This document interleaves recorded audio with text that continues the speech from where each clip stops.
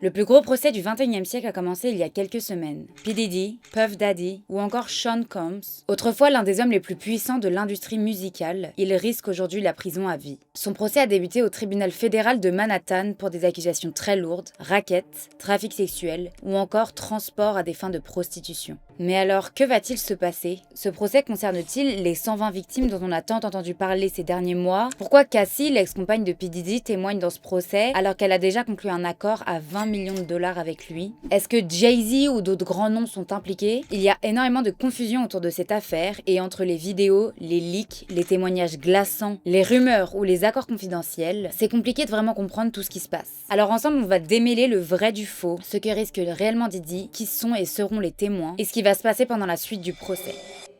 Hello, moi c'est Anaïs, je suis avocate aux États-Unis et aujourd'hui on va analyser les 2 premières semaines du procès de P. Diddy ensemble. Avant de commencer, je voulais remercier le sponsor de cette vidéo, Nextory. Nextory, c'est la seule application en France qui propose tous les formats de lecture, audio, BD, livres, e-book, podcast, magazine, etc. Et en cliquant sur le lien en bio, vous avez 45 jours d'essai gratuit sur l'offre standard au lieu de 14 jours. Il y a plus d'1 million de livres dans plus de 10 langues sur Nextory, donc vous avez vraiment un large choix de livres. Moi perso, la semaine dernière, j'ai commencé La couleur des sentiments. Je l'écoute dans les transports, je l'écoute en faisant du sport, avant de dormir pour me changer les idées de P. Diddy parce que c'est assez glauque. Ça me permet de déconnecter des réseaux sociaux, de mon travail, etc. et de vraiment plonger dans l'histoire, donc je trouve ça trop cool comme format. La couleur des sentiments, c'est un roman qui se passe dans les années 60 dans le sud des États-Unis, donc à l'époque où il y avait encore énormément de racisme. Une jeune femme blanche veut devenir écrivaine et elle décide de raconter l'histoire des bonnes, qui sont des femmes noires qui travaillent dans des familles blanches, car elles vivent des trucs très durs mais personne ne les écoute. Donc le livre parle de racisme, de courage, de sororité, des personnes qui essaient de changer les choses, même si à l'époque c'était hyper risqué. C'est touchant, parfois drôle, parfois dur, mais ça fait réfléchir. Et c'est surtout très important de s'informer sur ce qui se passait il y a pas si longtemps que ça. Quand j'aurai fini La couleur des sentiments, j'ai prévu de lire Les Déracinés et également Un animal sauvage. Je sais pas si vous les avez lus ou si vous voulez les lire, mais en tout cas on peut se motiver ensemble. Nextory, c'est disponible sur CarPlay et Android Auto, donc vous pouvez même l'écouter en voiture. J'ai fait ça en road trip, j'avais adoré. Et d'ailleurs, peu importe la formule que vous choisissez, un seul abonnement permet d'avoir plusieurs profils. Donc si vous cliquez sur mon lien en biographie, vous avez 45 jours d'essai gratuits sur leur formule standard au lieu de 14, donc profitez-en. Merci encore à Nextory de sponsoriser ma vidéo et je trouve ça trop cool parce que c'est hyper important de remettre la lecture dans notre quotidien.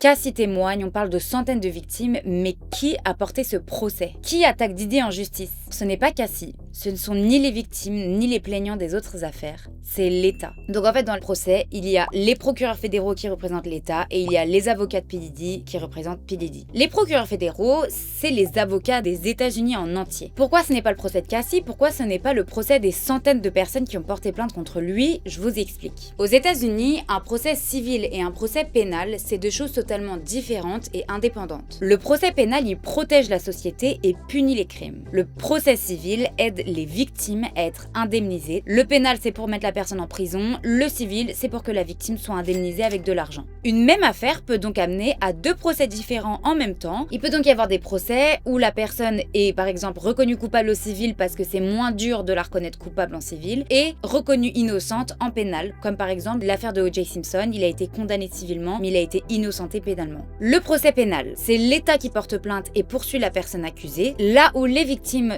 dans ce procès ne sont pas parties au procès, ils peuvent seulement être témoins. C'est d'ailleurs pour ça que le procès s'appelle USA versus Sean Combs, aka P. Diddy, Puff Daddy, Love, ce que vous voulez. Le 16 novembre 2023, Cassie Ventura a déposé une plainte civile contre P. Diddy pour agression sexuelle répétée, agression physique, traite d'êtres humains à des fins sexuelles. Cette plainte était donc une plainte civile et c'est cette plainte qui a été fixée à l'amiable, c'est-à-dire qu'il y a eu un accord entre P. Diddy et Cassie. Cassie a d'ailleurs révélé pendant le procès qu'elle avait obtenu 20 millions de dollars de la part de P. Diddy pour enlever les charges. Alors beaucoup ont critiqué ce geste-là en disant que Cassie était peut-être là que pour l'argent, mais en fait vous oubliez quelque chose, c'est que le seul objectif d'une plainte civile, c'est de récolter de l'argent. C'est seulement les plaintes pénales qui mettent la personne en prison. Donc en fait, qu'elle retire ses charges ou non, de toute façon le résultat aurait été le même, elle aurait fini par avoir de l'argent. L'expérience que j'ai dans mon cabinet d'avocat dans lequel j'ai travaillé, c'est que 90% du temps, les plaintes ne vont pas jusqu'au procès. On fait un accord à l'amiable avant entre les deux parties. Parce qu'en fait, le tribunal, c'est une procédure qui est très longue, qui est très chère, c'est très fatigant. Quand une des deux parties sait qu'elle va de toute façon être condamnée, elle propose de donner un montant à l'autre partie avant d'aller au tribunal pour ne pas aller devant le juge, etc. P. Diddy a directement proposé une somme d'argent car il savait sûrement qu'il allait être condamné de toute façon à la fin et ça lui évitait une procédure de 1 an et demi de bataille. Cette plainte qui est extrêmement choquante, qui décrit des faits absolument monstrueux, elle a ouvert une boîte de Pandore. C'est suite à ça que des centaines de plaintes civiles ont été déposées contre P. Diddy. Certaines ont déjà été résolues à l'amiable, d'autres non, mais dans tous les cas, il y a eu des centaines de témoignages qui relatent les mêmes faits envers P. Diddy. Et tout ça, vous vous doutez bien, ça a alerté la police, les procureurs et ceux qui défendent l'État. Aux États-Unis, une enquête pénale commence généralement après le dépôt d'une plainte soit au commissariat, soit d'une plainte civile. Une plainte civile seule ne suffit pas toujours à démarrer une plainte pénale, mais elle peut dans certains cas, ça dépend de la gravité des faits, etc. Et c'est donc suite à cette plainte de Cassie, puis à ces centaines de témoignages et de plaintes d'autres potentielles victimes, que les autorités ont déclenché une enquête pénale. Pourquoi c'est les États-Unis qui ont agi et pas seulement le parquet de New York par exemple? C'est parce que les faits reprochés se déroulent dans tous les États-Unis, à Los Angeles, à Miami, à New York, etc. Et quand on parle d'un crime qui se déroule dans différents États des États-Unis, c'est le parquet fédéral qui s'en charge. Cette enquête a été confiée à la police fédérale. C'est donc suite à cette enquête pénale que la police fédérale a mené ces fameuses perquisitions dont on a tous entendu parler, dans les maisons de P. Diddy, etc., avec les bouteilles d'huile pour bébé. Et c'est donc à la fin de cette enquête que le parquet, vous savez, les procureurs, les avocats de l'État, décident de poursuivre ou non officiellement la personne. Les procureurs ont estimé que les preuves étaient suffisantes contre P. Diddy pour l'inculper officiellement le 12 septembre 2024. Inculper, ça veut dire accuser officiellement quelqu'un d'avoir commis un ou plusieurs crimes. Ils ont donc déposé une plainte pas une plainte d'accusation, pas du tout. Ils ont donc déposé un acte d'accusation sous scellé le 12 septembre 2024. C'est une plainte au civil, mais juste comme là c'est en pénal et que c'est le procureur qui le dépose, c'est pas une plainte, c'est un acte d'accusation. Il y a en ce moment un procès pénal en cours et il y a encore les centaines de procès civil de toutes les victimes qui ont porté plainte. Le 16 septembre 2024, P. Diddy est officiellement arrêté par le FBI et il est placé en détention provisoire dans une prison de Brooklyn. Mais qu'est-ce qui est reproché à P. Diddy? On va analyser l'acte d'accusation ensemble. Il y a 5 chefs d'accusation contre P. Diddy. Le premier chef d'accusation s'appelle racketing. Je sais pas trop comment on traduit ça en français parce que racket ça veut pas du tout dire racketing, donc je vais vous expliquer ce que ça veut dire. Racketing, c'est une accusation liée à la loi RICO qui vise à punir la participation ou la direction d'un groupe criminel organisé. Les autres chefs d'accusation sont les crimes qu'il aurait commis et le premier racketing les englobe en expliquant qu'il aurait commis ces crimes-là dans le cadre d'une organisation criminelle. Au sein de l'entreprise, il manipulerait les femmes en leur faisant croire à une relation amoureuse ou alors à une potentielle carrière, les forcer ou les menacer d'avoir des rapports sexuels dans des orgies qu'on appelle freak-off, durant lesquelles Diddy les regardait, se masturbait et les filmait. Et c'est cette entreprise qui organiserait ces freak-off de manière méticuleuse, trouver un endroit pour le faire, ramener tous les objets, l'huile pour bébé, la chaleur, le transport des personnes pour y aller, etc. Puis après ces freak-off, nettoyer les endroits, payer des pots de vin aux personnes qui ont pu être témoins, menacer pour faire en sorte que personne ne parle. La plainte explique que ces freak-off dureraient plusieurs jours, elles impliqueraient plusieurs travailleurs du sexe à chaque fois. De la drogue serait distribuée pendant ces freak-off pour pouvoir soumettre les victimes et les rendre plus dociles. Diddy, son entreprise criminelle, aurait menacé pendant des années les victimes de ces freak-off de divulguer les vidéos au grand public, en étant également agressif, menaçant, portant toujours des armes sur lui. La plainte explique également qu'il avait le plein contrôle de la vie de ses victimes, leur apparence physique, leur mode de vie, leur logement, leur compte en banque, ne leur laissant aucun moyen de s'échapper. Et il explique également que certains employés de l'entreprise criminelle auraient été forcés, contraints de travailler pendant des heures, sans sommeil, sans repos, sous menace. Dans la plainte, ils évoquent 3 victimes, victime 1, victime 2, victime 3. Une des 3 victimes, il me semble que c'est Cassie Ventura, et les 2 autres viendront sûrement témoigner pendant le procès pour venir prouver les allégations de la plainte. Il y a 2 chefs d'accusation qui sont du sex trafficking contre la victime 1 et victime 2, et il y a 2 autres chefs d'accusation, transportation à des fins de prostitution contre victime 1 et victime 2. Voilà grosso modo ce qui est retenu contre P. Diddy. Ce ne sont pas les violences domestiques contre Cassie ou le viol qu'aurait subi Cassie par exemple. Pourquoi le trafic sexuel et le déplacement à des fins de prostitution? Ça ne concerne que victime 1 et victime 2. Les procureurs ont choisi les cas les plus solides avec le plus de preuves possibles pour avoir le plus de chances possible que P. Diddy se fasse condamner. S'il prenait énormément de personnes, ça aurait perdu le jury. Les autres victimes peuvent toujours être appelées comme témoins, n'importe qui peut être appelé comme témoin, il n'y a pas besoin d'être mentionné spécialement dans la plainte. Est-ce que P. Diddy risque moins s'il est condamné que pour 2 victimes? Non, car la peine maximale encourue pour ce genre d'accusation, c'est la prison à vie. Donc s'il est reconnu coupable, il y a de grandes chances qu'il soit déjà condamné à la prison à vie. La loi fédérale ne prévoit pas de peine de mort si la personne était reconnue coupable d'un de ces 3 chefs d'accusation-là. Le 5 mai 2025, le procès commence et P. Diddy aura 8 avocats dans sa défense. Vous l'aurez sûrement remarqué, mais il n'y a pas d'image ni de vidéo du procès de P. Diddy et c'est tout simplement parce que, comme c'est un tribunal fédéral, c'est interdit. Aux États-Unis, on a l'habitude d'avoir des vidéos, des images, des procès, mais lorsqu'il s'agit d'un procès fédéral, que ce soit pénal ou civil, il n'y a pas le droit aux caméras. C'est pour ça que nous n'avons que des dessins de ce procès-là. La première semaine du procès, donc du 5 au 12 mai, a commencé la sélection des jurés, donc ce sont les membres du jury. Ils sont 12. Ce sont des civils qui sont tirés au sort pour pouvoir écouter le procès, suivre le procès, puis voter s'ils vont condamner ou non P. Diddy. Donc ça peut être des personnes comme vous et moi. Vous avez d'ailleurs peut-être déjà été membre d'un jury dans un procès en France. Le juge et les 2 parties, donc accusation et défense, ont pu sélectionner les 12 membres du jury en leur posant des questions, en vérifiant qu'ils étaient tous bien neutres, etc. Donc le jury final est composé de 8 hommes et 4 femmes. C'est pas très proportionnel et je pense que au moment, vous savez, de la sélection du jury, ils ont dû faire sauter certaines femmes parce que forcément des femmes seraient plus du côté du procureur et de l'État que du côté de P. Diddy, comme il s'agit de violences sexuelles faites notamment sur des femmes. Je ne sais pas, je n'y étais pas, mais en tout cas c'est sûrement ce qui s'est passé. La sélection du jury a duré 1 semaine et le lundi 12 mai, le procès a commencé. L'entièreté du clan Combs était présent le jour du tribunal, à savoir les 6 enfants de P. Diddy, donc 3 garçons et 3 filles, la maman de P. Diddy, d'autres membres de la famille. P. Diddy est arrivé dans la salle du procès, il a d'ailleurs fait un cœur à sa famille. Diddy a une barbe et des cheveux gris. Durant le procès, il est en général vêtu de couleurs très claires, beige, bleu ciel. C'est pour montrer qu'il ne représenterait pas une menace, qu'il serait quelqu'un de doux, calme, inoffensif, etc. J'y crois moyen. Après la sélection des jurys, il y a toujours ce qu'on appelle des plaidoiries d'ouverture, opening statement. Ce sont des moments très importants durant lesquels le procureur puis l'avocat de la défense vont faire un discours face au jury pour introduire le procès. Chacun des membres du jury vont déjà commencer à se dire « Tiens, je suis plutôt de ce côté-là, plutôt de ce côté-là ». Le discours de l'accusation a duré 1 heure. Elle a rappelé les faits que je vous ai expliqués dans la plainte, donc je ne vais pas les répéter. Elle a précisé que l'affaire ne concernait pas les préférences sexuelles privées d'une personne, mais bien des actes criminels. Suite à ça, la défense a fait son opening statement en contestant totalement tout trafic sexuel et activité criminelle de P. Diddy, en expliquant qu'il avait un mode de vie extravagant, atypique, mais absolument pas criminel. En gros, elle leur dit « Bon, je vous préviens, mon client, il est bizarre, c'est un peu un pervers, oui, il fait des ordres et il est violent avec sa femme, mais attention, il ne fait pas du trafic sexuel. » Vous pouvez ne pas aimer le personnage, le juger, dire que c'est un gros dégueulasse. Là, on vous demande de juger est-ce qu'il aurait bien fait du trafic sexuel et du déplacement de prostituées ou non. Voilà, on va parler français. Après les opening statements, a commencé le questionnement des premiers témoins.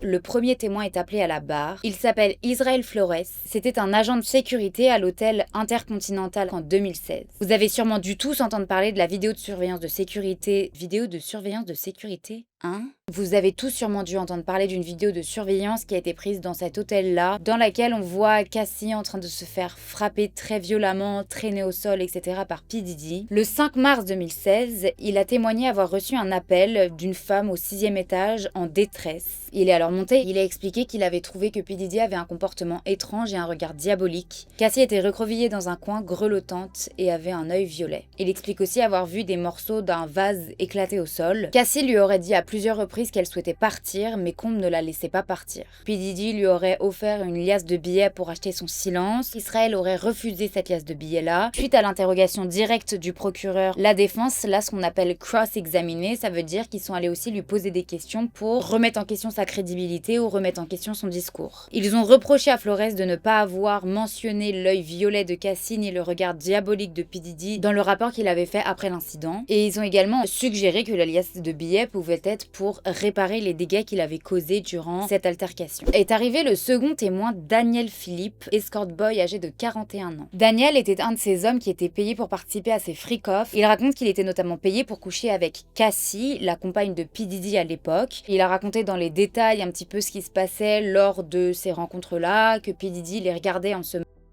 Il a notamment parlé d'une scène durant laquelle il est arrivé, P. Diddy a appelé Cassie pour qu'elle descende pour faire la séance, je sais pas comment on appelle ça, et que Cassie aurait dit oui j'arrive, et là P. Diddy serait rentré dans une colère noire, allant la chercher, la traînant par les cheveux, en lui hurlant dessus et lui disant que quand il lui dit de venir, elle doit venir immédiatement, et ensuite il l'aurait frappée dans une autre pièce, il aurait entendu Cassie dire je suis désolé, je suis désolé, je suis désolé. La défense lui a demandé pourquoi il n'avait jamais dénoncé ces violences. P. Diddy avait pris en photo son permis de conduire et que comme cet homme était tout puissant, il avait extrêmement peur de ce qui aurait pu lui arriver. Il dit d'ailleurs qu'il avait peur pour sa vie. Et c'est le lendemain que le témoignage de Cassie Ventura, l'ex-compagnon de P. Diddy, a commencé.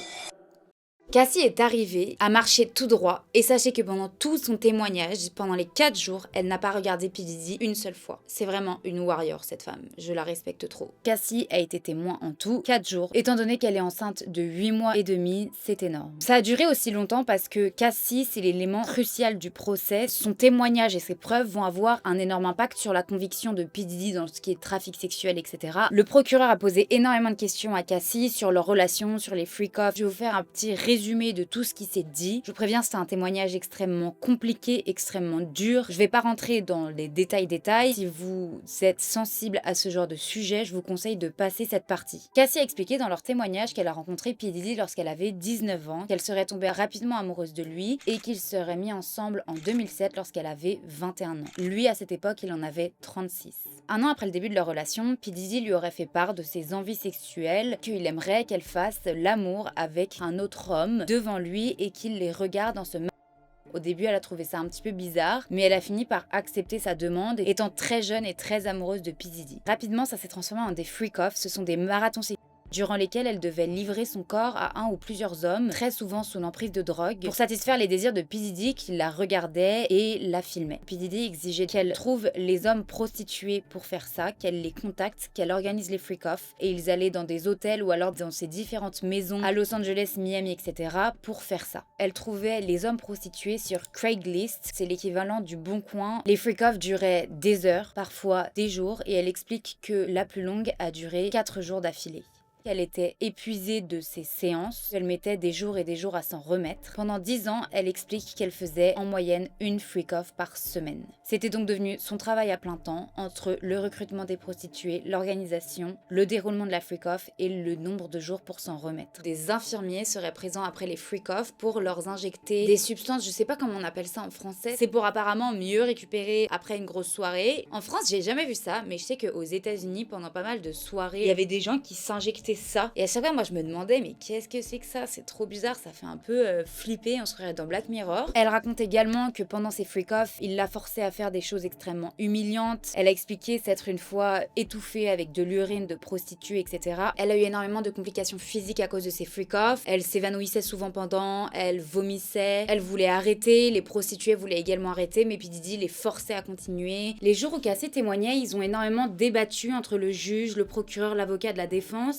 si, oui ou non, ils allaient montrer des vidéos des freak-offs de Cassie. La défense ne voulait surtout pas que ces vidéos soient dévoilées, et je pense que si ces vidéos elles étaient dévoilées au grand public, ça condamnerait à l'unanimité P. Diddy aux yeux de tous. Et le juge a tranché en expliquant que certains passages de ces vidéos seraient montrés aux jurés, pas au public, pas à la presse, etc. Alors voilà, il y a plein de presse qui voulaient absolument voir des extraits de ces vidéos et tout, je trouve ça tellement malsain. On parle d'une femme qui était abusée sexuellement par plusieurs hommes en même temps. Heureusement que le juge il a pris cette décision-là. Vous oubliez que derrière, c'est une femme qui a été traumatisée, qui est mère de 2 enfants, qui va accoucher de son 3e. Je trouve que parfois la curiosité malsaine des gens va un petit peu trop loin. Pendant que Cassie témoignait, les jurés ont pu voir certaines images issues de ces vidéos de freak-off. Les écrans qui sont montrés vers la presse, etc. étaient éteints, ce qui a fait que personne d'autre n'a pu les voir. Si elle refuse, il la tabasse, la menace de divulguer les vidéos des freak-off. Elle décrit ses expériences comme déshumanisantes et humiliantes et qu'elle s'est sentie piégée, incapable de refuser. Elle explique qu'elle prenait beaucoup de drogue pour oublier ses freak-offs. Elle est devenue complètement accro. Elle prenait des opioïdes à cause de la douleur et à la fin même les opioïdes ne lui faisaient plus rien. Et elle a mis des années et des années à se remettre de ces traumas-là. Plusieurs fois pendant la relation, elle aurait tenté de partir. Elle aurait d'ailleurs eu une relation avec Kid Cudi. Et lorsque P. Diddy aurait appris qu'elle avait une relation avec Kid Cudi, il aurait dit à Cassie qu'il allait faire exploser sa voiture et quelques jours plus tard, sa voiture a effectivement explosé. Cassie expliquait que même lorsqu'elle voulait s'enfuir, les équipes de P. Diddy, sa sécurité, parvenaient toujours à la retrouver, à la récupérer et à la faire revenir auprès de P. Diddy. Ils sont également revenus énormément sur cette relation de violence. Ils ont à nouveau visualisé la vidéo durant laquelle P. Diddy la tabasse dans l'hôtel. Ils ont également montré des photos de Cassie avec le visage tuméfié. La relation s'est finie en 2018 et elle a expliqué avoir eu des envies suicidaires jusqu'en 2023, a suivi des thérapies, etc.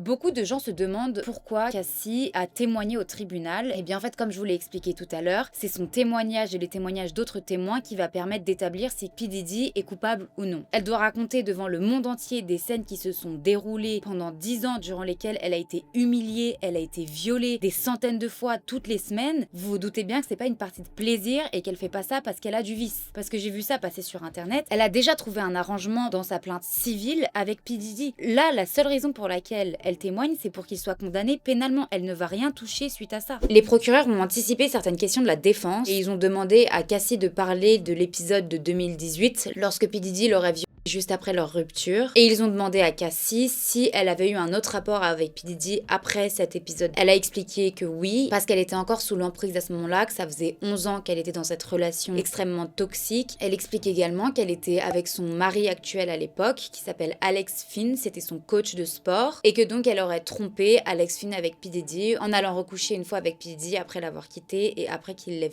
Jeudi a commencé le cross-examination de la défense. Ils ont notamment montré énormément d'échanges d'SMS entre Cassie et P. Diddy. Ils s'envoient "je t'aime, tu me manques, je suis fou amoureux de toi, j'ai hâte de te voir". En fait, on voit une jeune femme qui est éperdument amoureuse de P. Diddy, qui lui demande de l'attention, etc. Et ils montrent également des SMS durant lesquels Cassie organise les freak-offs, dit qu'elle va aller acheter du matériel, dit qu'elle va aller s'occuper de contacter les prostituées, etc. Ils ont également montré énormément de SMS très très explicites entre Cassie et P. Diddy durant lesquels ils se chauffent, c'est très détaillé. Ils montrent tout ça pour, de un, décrédibiliser Cassie en disant "mais vous dites que c'était une relation de violence, pourtant vous aviez l'air d'être heureuse avec lui, vous parlez tout le temps de cul avec lui, en plus vous organisiez vous-même les freak-offs, donc en fait vous étiez consentante". Et c'est là que toute la stratégie de la défense se joue, car si Cassie était consentante, elle n'a pas été victime de trafic sexuel.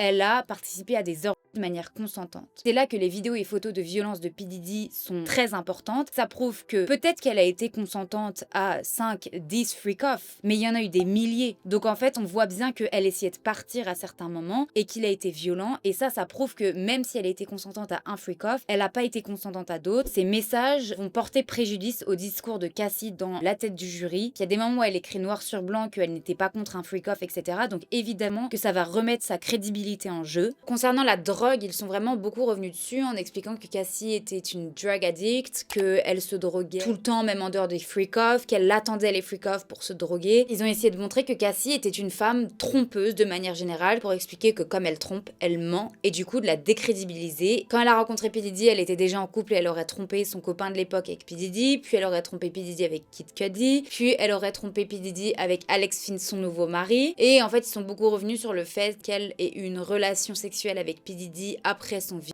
Tiens, c'est bizarre, elle se serait fait et après, elle aurait eu un rapport sexuel avec son viol. Ça veut rien dire, enfin, il y a tellement de personnes à qui ça arrive, on revient vers son agresseur, ça prouve absolument pas qu'elle s'est pas fait de viol.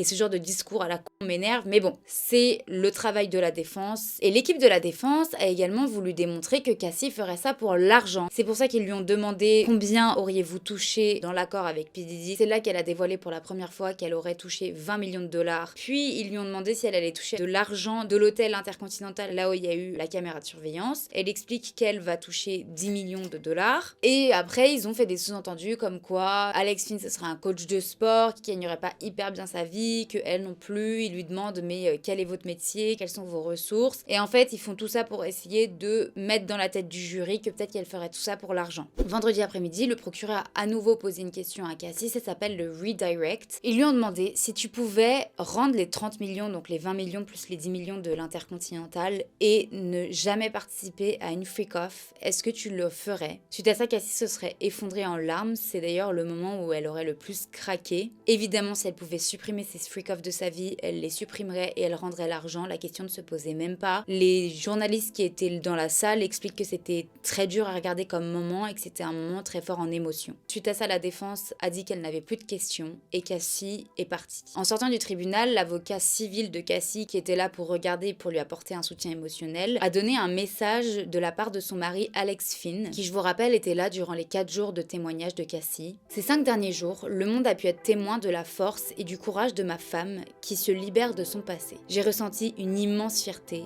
et un amour débordant pour Cass. J'ai ressenti une colère profonde en la voyant devoir faire face à la personne qui a tenté de la briser. Alors à lui et à tous ceux qui l'ont aidé en chemin, sachez ceci, vous ne l'avez pas brisé. Vous n'avez pas brisé son esprit, ni son sourire qui illumine chaque pièce. Vous n'avez pas brisé l'âme d'une mère qui donne les meilleurs câlins et joue aux jeux les plus fous avec nos petites filles. Vous n'avez pas brisé la femme qui a fait de moi un homme meilleur. Je n'ai pas sauvé Cassie, comme certains l'ont dit. Dire cela, c'est insulter les années de travail douloureux que ma femme a accompli pour se sauver elle-même. Cassie s'est sauvée toute seule. Elle a mené le combat contre les démons que seul un démon pouvait lui infliger. Tout ce que j'ai fait, c'est l'aimer comme elle m'a aimé. Sa vie est désormais entourée d'amour, de rire et de notre famille.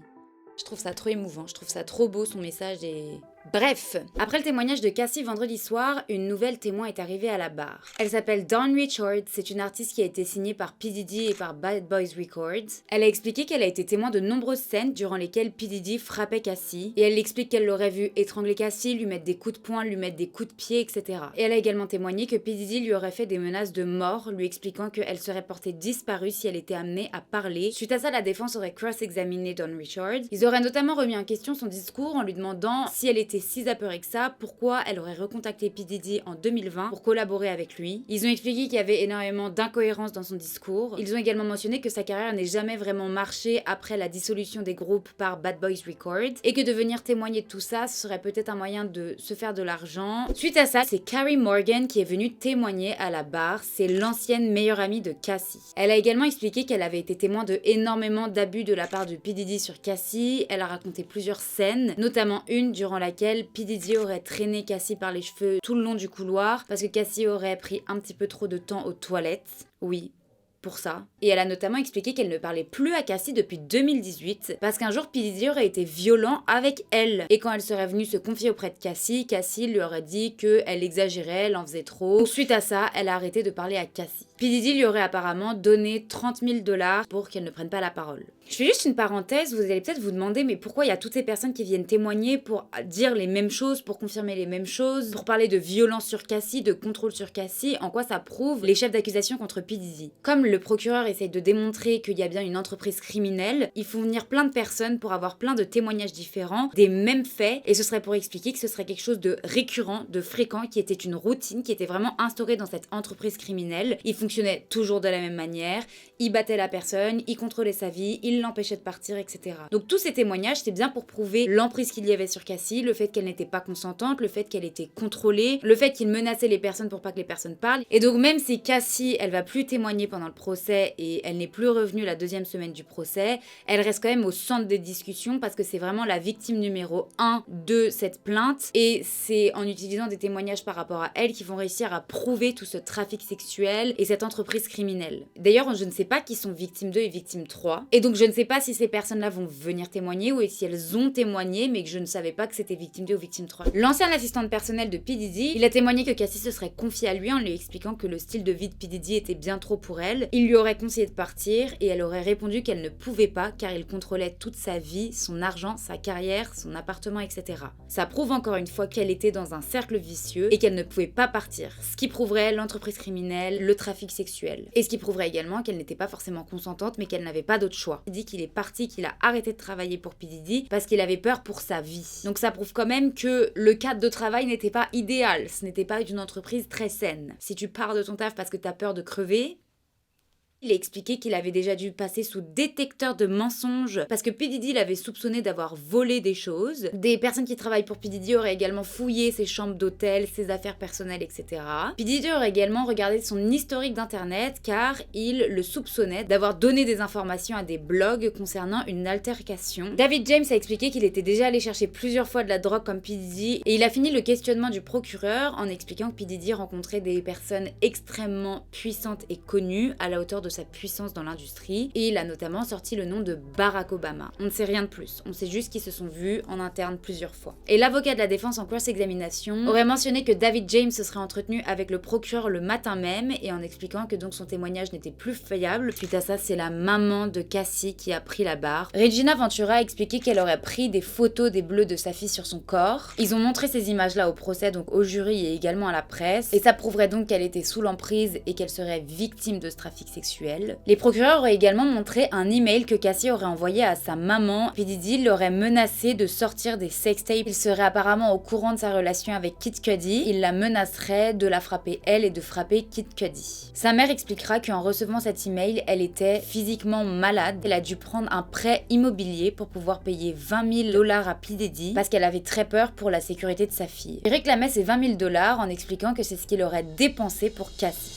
Après ce bref témoignage de Regina Ventura, la maman de Cassie, c'est The Punisher qui est venu. C'est un danseur, stripteaseur, c'est également un escorte. Ça a été un escorte fréquent de P. Diddy et de Cassie durant ses freak-offs. Je voulais revenir sur quelque chose parce que j'ai entendu pas mal de fausses déclarations là-dessus. Avant le tribunal, les deux parties ont l'obligation de s'échanger leur liste de preuves qu'elles vont montrer durant le procès et la liste de témoins qu'elles vont appeler durant le procès. Personne n'est surpris de l'arrivée d'un témoin, personne n'est surpris lorsqu'on montre une preuve. Tout ça, c'est des informations qui ont été communiquées et échangées à l'avance. Et d'ailleurs, c'est interdit de montrer une preuve ou de faire venir un témoin, ça m'est déjà arrivé, si on n'a pas prévenu le juge et la partie au moment où on devait le faire, qu'on allait les faire venir. Si on oublie par exemple de dire ah tiens je vais te montrer cette preuve, c'est interdit de la montrer au procès. Donc personne n'est surpris et P. Diddy n'est absolument pas surpris de voir venir des personnes qui ont participé à ces freak-offs. Il le savait, ses avocats lui ont dit en avance. Exactement comme l'autre stripteaseur qui avait témoigné la semaine d'avant. Ils arrivent, c'est Cassie qui les attend sous vêtements, P. Diddy est dans un coin de la pièce, il est masqué donc les personnes ne savent pas que c'est P. Diddy au début, tout est recouvert de draps, il y a de l'huile pour bébé. Cassie dit de ne pas faire attention à la personne qui est sur le côté qui est en fait P. Diddy qui se maquille.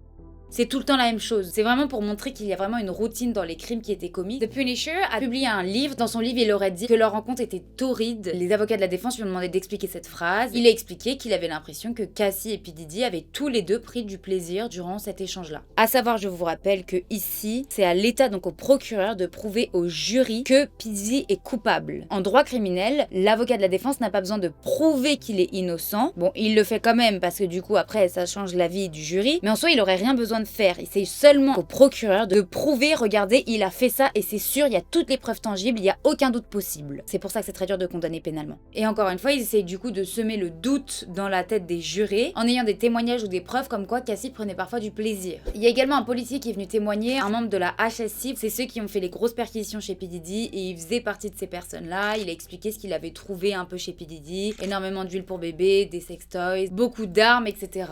Le 8e jour du procès, c'est un psychologue expert qui est venu. Parfois durant les procès, ils font venir des experts qui sont neutres pour que les experts puissent donner leur avis ou leur opinion d'experts sur un sujet. Donc la psychologue Dawn Hughes, elle a expliqué que c'était assez fréquent que les victimes restent avec leurs agresseurs pendant des années et qu'elles mettent des années également à témoigner et à se rendre compte de ce qui s'était passé. Elle a également expliqué qu'il y avait un lien traumatique qui pouvait empêcher la victime de partir et de s'éloigner de son agresseur. Ce même jour, il y a un autre assistant personnel de P. Diddy qui est venu témoigner, George Kaplan.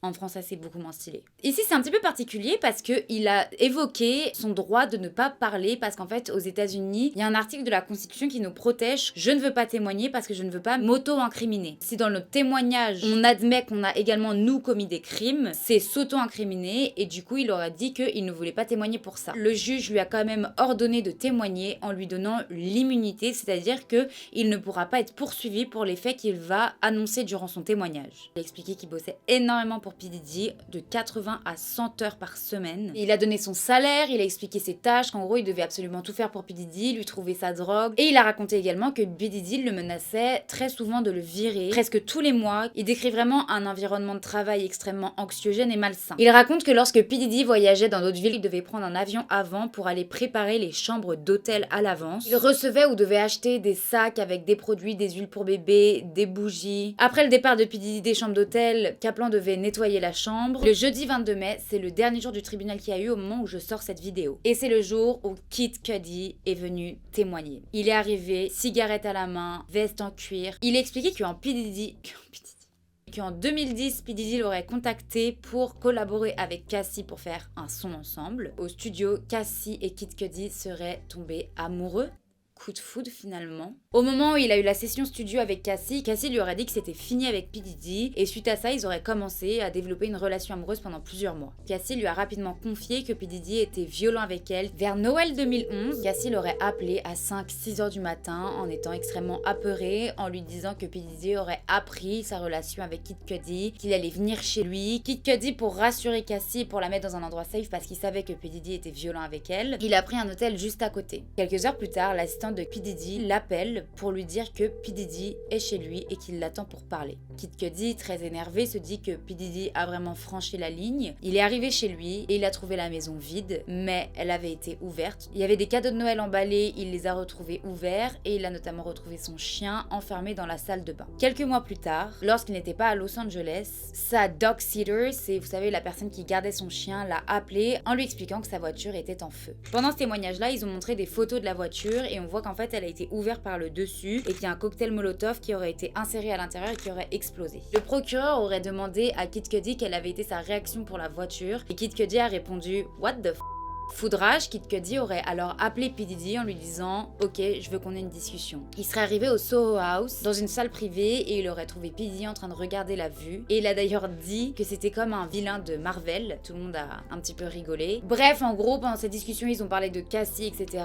Kid Cudi aurait compris qu'ils s'étaient remis ensemble. Ça l'a saoulé. Ils se sont serrés la main avec P. Diddy. Et en fait, en se serrant la main, Kid Cudi lui aurait dit « On fait comment pour ma voiture du coup ?» Et P. Diddy l'aurait regardé droit dans les yeux en lui disant « Je vois pas de quoi tu parles ». Il a fini son questionnement avec le procureur en expliquant qu'il avait recroisé P. Diddy quelques années plus tard, qu'il serait venu le voir et s'était excusé pour tout ce qu'il avait fait. En cross-examination, ils lui ont demandé s'il avait des preuves comme quoi c'était bien P. Diddy qui avait mis feu à sa voiture. La défense lui aurait révélé que c'était des empreintes digitales de femmes. La défense, leur argumentation, c'était vraiment Cassie, elle a joué de vous comme elle a joué de P. Diddy. Tous les deux, vous êtes des victimes d'une femme qui a été manipulatrice, qui vous a tous les deux trompés. Cassie, elle vous a fait croire que oui, elle était plus avec P. Diddy alors que tout ce temps elle était avec P. Diddy. La défense a également voulu revenir en détail sur la vie sexuelle de Kid Cudi et de Cassie, ce à quoi le procureur a objecté directement et ça a été retenu par le juge. Ils ont demandé à Kid Cudi si quand Cassie s'était confiée auprès de lui, lui expliquant que P. Diddy était violent avec elle, si elle avait mentionné des abus sexuels et Kid Cudi a répondu que non. Une nouvelle vient de tomber par rapport à ça. Les avocats de la défense ont demandé ce week-end au juge que le témoignage de Kid Cudi par rapport à la voiture soit supprimé. C'est-à-dire que les jurés ne les prennent pas en compte pour faire leur avis et pour voter, parce qu'ils disent que Kid Cudi se base sur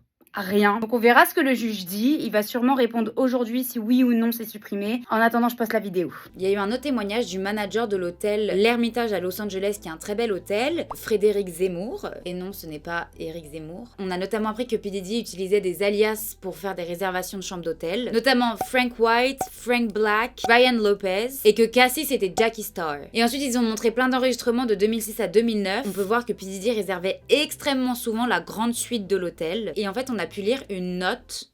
Je dis on depuis tout à l'heure, c'est pas moi, j'y étais pas. Il y allait tellement souvent qu'il y avait des instructions spécifiques dans un fichier et on a pu lire « Renverse toujours de la cire de bougie partout, utilise une quantité excessive d'huile et met la chambre hors service au moment du départ pour permettre un nettoyage en profondeur. Please, autorisez un extra de 1 000 $ quand ce client réserve pour couvrir les dommages. » C'est-à-dire qu'il savait à l'avance que P. Diddy allait déglinguer la chambre. Tout ça en fait c'était vraiment pour montrer encore une fois que ces freak-off se passaient dans cette chambre d'hôtel, que c'était extrêmement souvent et que c'était vraiment quelque chose d'organisé, de très répétitif, qui avait toujours la même procédure, etc. Et pour finir cette deuxième semaine, c'est Mila Morales qui a témoigné. C'était une maquilleuse pour P. Diddy et pour Cassie et elle a raconté qu'en 2010 elle avait retrouvé Cassie après une dispute avec P. Diddy dans un hôtel avec un œil au beurre noir, la lèvre fendue et des bosses sur la tête.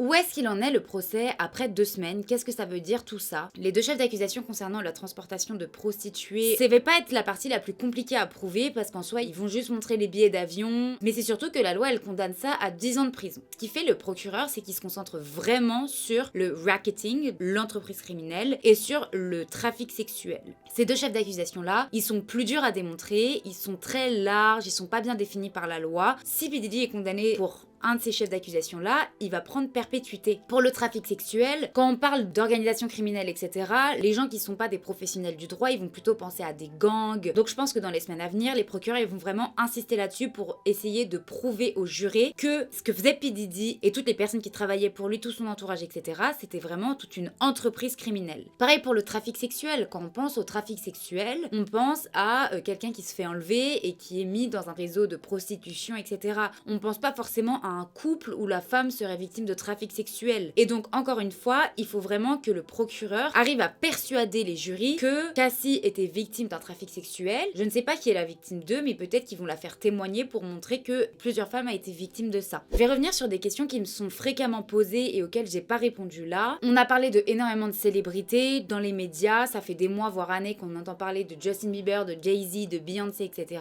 Qu'est-ce qu'il en est d'eux? Parce que là, on n'en a pas parlé. En fait, on n'en a pas parlé parce qu'ils n'ont pas été évoqués. Encore une fois, là, c'est le procès de P. Diddy pour démontrer qu'il aurait fait du trafic sexuel, etc. C'est pas le procès de Jay-Z, c'est pas le procès des autres, et les parties n'ont le droit d'évoquer des choses que si c'est pertinent pour prouver ou non un des chefs d'accusation. S'ils abordent des sujets qui n'ont aucune connexion, l'autre partie va objecter et le juge va dire bah oui, c'est retenu, vous avez pas le droit de parler de ça. Il y a énormément de célébrités qui ont été mentionnées, mais à chaque fois c'était plus pour donner du contexte, expliquer où ils étaient, à quel moment c'était, etc. Et ils n'ont jamais été mentionnés par rapport à des choses sexuelles. Lil Wayne, Michael B. Jordan, Chris Brown, Kanye West, Nicki Minaj, Rick Ross, Usher, Ne-Yo, toutes ces personnes-là, elles ont été mentionnées, mais juste pour donner du contexte, voilà, je rentrais de telle soirée, j'étais à l'anniversaire de tel truc. Jay-Z n'a pas été mentionné, et Justin Bieber n'a pas été mentionné pour l'instant. Je sais pas s'ils vont être mentionnés, je ne sais pas qui est la victime d'eux du trafic sexuel, je ne sais pas s'ils vont témoigner, etc. De toute façon, les procureurs et la défense savent exactement quels témoins vont venir témoigner, nous ne pouvons pas savoir à l'avance. Il y a un avocat qui avait dit que des gros noms allaient sauter, etc. C'était un avocat qui recevait des plaintes civiles. Donc en fait, ça n'a rien à voir avec ce procès qui est en cours, qui est le procès fédéral. Il y a une autre question qui revient souvent, c'est est-ce que P. Diddy pourrait vraiment être condamné parce qu'il a tellement de pouvoir, il a tellement d'argent, est-ce que finalement il pourrait pas s'en sortir même après ce procès? Ça m'étonnerait qu'il ne soit pas condamné après ce procès, mais après, on est à l'abri de rien. Est-ce que si même s'il est condamné, Donald Trump ne pourrait pas utiliser son pouvoir de pardon? Le président de la République, il a un pouvoir qui lui est donné par la Constitution des États-Unis, dans lesquels il peut donner le pardon, c'est-à-dire qu'il a le pouvoir d'annuler ou alors de réduire une condamnation fédérale. Et ça, il peut le faire à tout moment, avant le procès, pendant le procès, après le procès. Là, si P. Diddy est condamné, ce serait une condamnation fédérale, vous l'aurez compris parce que c'est le tribunal fédéral. Trump pourrait totalement, potentiellement, annuler la sentence de P. Diddy. D'autant plus que P. Diddy et Trump, ils sont copains. Trump, il est déjà allé à ses white parties. Il a déjà annoncé publiquement que P. Diddy le considérait comme un ami. Apparemment, la team de P. Diddy garderait ça dans un coin de leur tête. Mais selon ABC News, lorsque l'équipe de P. Diddy aurait contacté la Maison Blanche, la personne qui aurait répondu au téléphone a annoncé que Trump n'envisageait pas d'actionner cela. Trump reste quelqu'un de très imprévisible, donc on ne sait pas ce qui va se passer. Mais en tout cas, pour l'instant, ça reste assez flou. Et la dernière question qui revient souvent, c'est est-ce que P. Diddy va témoigner? Je ne pense pas. Il pourrait totalement témoigner. Mais au vu de ce que la défense dit sur lui, ses avocats, ils disent qu'effectivement, c'est quelqu'un de pas très agréable, qui a des côtés sexuels un petit peu bizarre, qu'il est violent physiquement. Là, leur stratégie, c'est pas de dire au jury, regardez, c'est quelqu'un de super, etc. Ils disent, oui, c'est une mauvaise personne, mais il a pas fait ça précisément. Donc, je vois pas ce que P. Diddy apporterait à aller témoigner à la barre. Après, c'est possible, hein, mais honnêtement, je pense pas. Ça va être très intéressant de suivre l'évolution des témoignages et les stratégies des deux parties, et on va voir si P. Diddy va être condamné ou non. Merci beaucoup d'avoir regardé cette vidéo jusqu'à maintenant. J'espère que j'aurai répondu au plus de questions possibles. N'hésitez pas à me poser vos questions en commentaire, je vais sûrement faire une partie 2 sur ce ce procès-là et donc je pourrais y répondre à ce moment-là. N'hésitez pas à vous abonner, à mettre un like parce que c'est hyper important pour le développement de ma chaîne YouTube. Et encore merci beaucoup à Nextory d'avoir sponsorisé cette vidéo. Bisous!